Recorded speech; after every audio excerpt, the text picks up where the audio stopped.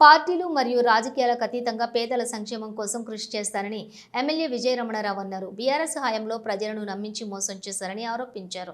ప్రజా ప్రభుత్వం ఏర్పడిన వెంటనే రాష్ట్ర వ్యాప్తంగా 22,500 కోట్లతో మొదటి విడతలో 4,50,000 ఇండ్లు మంజూరు చేసిందని, రాబోయే 3 సంవత్సరాలలో మొత్తం 20 లక్షల ఇందిరమ్మ ఇండ్లు నిర్మించాలనేది ప్రభుత్వం యొక్క లక్ష్యమని తెలిపారు. నిరుపేదలకు పారదర్శకంగా ఇందిరమ్మ ఇండ్లు మంజూరు చేస్తామని, రాబోయే 3 సంవత్సరాల్లో మరో 3 విడతలుగా ఇండ్లు ఇస్తామని అన్నారు.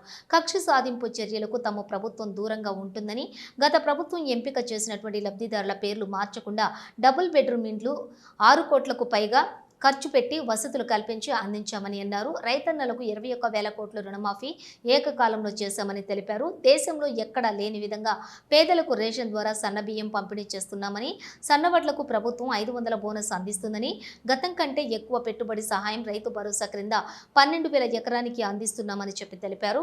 మహిళలకు ఆర్టీసీ బస్సులలో ఉచిత ప్రయాణం, ఆరోగ్యశ్రీ పరిధిలోని 10 లక్షలకు పెంపు, 200 యూనిట్ల ఉచిత విద్యుత్తు, 500కు గ్యాస్ సిలిండరు, సన్నరకం బియ్యం సరఫరా వంటి అనేక సంక్షేమ పథకాలను అమలు చేస్తున్నామని తెలిపారు. గతంలో ఎన్నికల ముందు హడావిడిగా పూర్తి కాని ఇండ్లకు కరెంటు, స్ట్రీట్ లైట్లు, రోడ్లు, త్రాగునీరు, డ్రైనేజీ వ్యవస్థ వంటి మౌలిక సదుపాయాలు లేకుండానే లబ్ధిదారులను ఎంపిక చేశారని, తమ ప్రభుత్వం వచ్చిన తర్వాత అవసరమైన మౌలిక సదుపాయాల కల్పన పనులు కల్పించి 466 ఇండ్లు పంపిణీ చేశామని అన్నారు.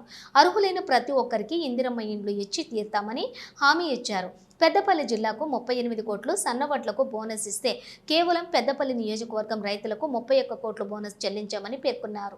సంక్షేమం, అభివృద్ధికి పెద్దపీట వేస్తూ ఇచ్చిన హామీలను దశల వారీగా నెరవేరుస్తున్నామని అన్నారు. గ్రామాల్లో మౌలిక సదుపాయాల కల్పనకు పెద్ద ఎత్తున నిధులు కేటాయిస్తున్నామని పేర్కొన్నారు.